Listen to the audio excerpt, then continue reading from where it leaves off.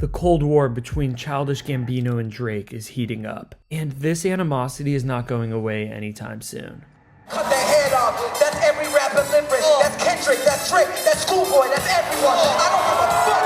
I'll fucking kill you niggas. This past weekend, Donald Glover just took things to the next level. Laid all his cards out on the table, quite literally. I'm the best rapper, definitely top 5. If these other rappers think they both, they fucking not alive. But if he really despised everything that Drake stood for, then why would Donald Glover name his son after him? Why would he dedicate an episode of his TV show Atlanta to Drake? Drake's Mexican. The most fun we had was from a fight. Was a song from a fight, from a rap beef, which I enjoyed every minute of. Have you ever walked into a massive store and felt like all the cards were only designed for the geriatric population? If you feel marginalized by this boomer monopoly, I totally understand. Donald Glover has the cards for you. These cards depict some vile accusations, and they do a good job of highlighting some of the biggest controversies this past decade. I can't really think of what occasion you would break these cards out at. These are some of the only possible reasons I would think that anyone would get this card. Okay, number 1, you want to support Donald Glover's creative vision. Or number 2, you want to politely cancel on your friends. Or cancel your friends. If you're really trying to get rid of all the toxic energy in your life, send someone in your life a card comparing them to Diddy. This is how it's done. Donald really covers a lot of ground. And among these controversial figures like R. Kelly and Diddy, Childish Gambino insinuates a lot by depicting Drake grooming a dog. No, I don't need to spell this out for you. We all live in a post-2024 Kendrick world. These grooming accusations are mainstream enough and well documented. To be fair to Drake, if you've been called a danger to society at the Super Bowl, a holiday card is really not going to have that much of an effect on you. But I think we're all, to some extent, trying to understand where this conflict came from. Is there an element of jealousy? Do they have conflicting artistic visions? I think it's clear that Donald Glover pushes himself artistically. I believe that Donald Glover views Drake as the epitome of commercialization. He perceives Drake as someone that is algorithmically optimized for the masses, where in contrast, Donald Glover always attempts to challenge himself and push his audience with every release. When it comes down to it, this is more of a philosophical difference than anything else. It's like Transformers versus a Scorsese film. Drake is someone who has mastered mass appeal. These novelty cards were sold at Tyler the Creator's festival Camp Flog Gnaw, which ironically is the same place that Drake got booed off stage. I'ma tell you, like I said, I'm here for you tonight. If you want to keep going, I will keep going tonight. What's up? If you want to keep going, I will keep going tonight.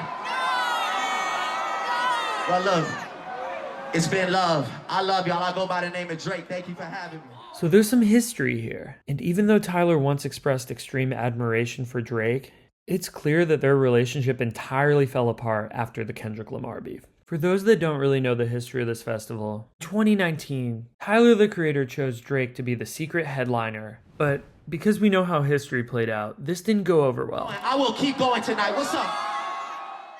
Tyler the Creator fandom was hungry for an appearance from Frank Ocean. Now Frank has been MIA for years. Frank Ocean drops a life-altering album once every decade, then is just never seen again.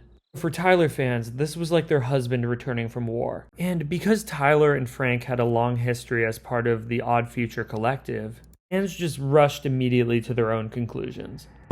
Sandwich, lettuce, cheese, tomato, ketchup, mustard. Who you trying to fuck with? Okay, I'm gonna say something here that no one ever thought I would say. I didn't even think I'd say it. But I actually have a tremendous amount of respect for the way that Drake handled this situation. Well, look, it's been love. I love y'all. I go by the name of Drake. Thank you for having me. This was the most professional way I've ever seen anyone take criticism. While I don't love the guy for a billion reasons, he handled this situation with grace. And that's weirdly commendable. Fast forward to 2025, Tyler the Creator also took it upon himself to diss Drake. Songs like Mom and Em paint a pretty clear picture as to why Tyler switched up on Drake. Tyler expresses some personal reflection. He talks about having a change of heart and then popping out. And this is a pretty overt reference to Kendrick Lamar's concert, The Pop Out. This concert basically served as a victory lap for Kendrick Lamar. And Tyler the Creator was one of the major performers. So lines were drawn in the sand. Not me, nigga, cause I got the heat, nigga. If you got a motherfucking problem, nigga, I will motherfucker lay the fucking shit down like lyrics on a beat, nigga. Get your... Donald doesn't respect Drake. He doesn't like the guy. There's an element of him that views Drake as what's wrong with music today.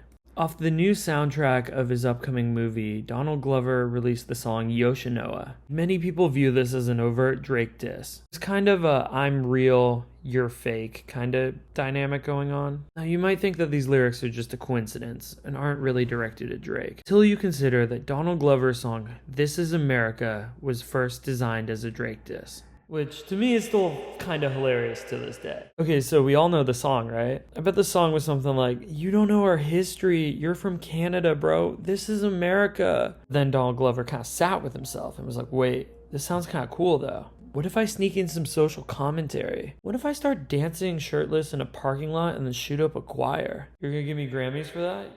That day, Canada was spared, because America had its own internalized conflicts to deal with. Because people were deconstructing the lyrics and finding all this hidden meaning, when confronted about the song, Donald Glover said it just started as a Drake diss. Drake inevitably responded back in concert, the text message that appeared on stage, calling the song overrated and fake deep. The song went on to win so many awards, all the Grammys. The song was Record of the Year, Song of the Year, Best Rap Sung Performance, Best Music Video. Also worth noting that there are some old freestyles where Donald Glover discusses being the best rapper. I'm the best rapper, definitely top 5. If these other rappers think they both, they fucking not alive. I cut their head off. That's every rapper limerick. That's Kendrick, that's Drake, that's Schoolboy, that's everyone. I don't give a fuck. I fucking kill you niggas. I fucking kill you niggas. These niggas think I'm bigger. Goddamn motherfucker, I'm ill. All I do is freestyle. Take a fucking... Even though his work can sometimes be inconsistent, Donald Glover is a living legend. So my question to y'all is, what did Drake really do to hurt this man? Now, one of the most interesting aspects of this beef is that I believe this is one of the conflicts that Drake will entertain. Let me explain. Drake is trying to regain some amount of credibility to coincide with his Iceman album release. And he's reluctantly aware that in the court of public opinion, Kendrick Lamar eviscerated him in their rap beef. He needs to pack his record with lesser opponents for a little bit, which is why you continuously see him throwing shots at A$AP Rocky, The Weeknd, who doesn't even rap, and thick boys like Rick Ross. So this is a super hot take, but I actually believe that this is a conflict that Drake would entertain. I believe that Drake is looking for some kind of redemption in the public eye, and after his UMG defamation lawsuit was thrown out by the courts, it's clear that the man feels like he needs a win. I don't think Drake is done beefing. He's been posting all kinds of sociopathic Instagram captions, these vague, ominous, mean girl style threats. So why would Childish Gambino name his son Drake? Never underestimate how much parents want their kids to be bullied. Now's that part in the video where you realize that guy you clicked on might not actually know what he's talking about. But if you want to help him find the truth, you can like and subscribe, because this will encourage him to keep pursuing knowledge. If it's any consolation, he named his other son Legend, which is some ungodly, unrealistic expectations to put on a child.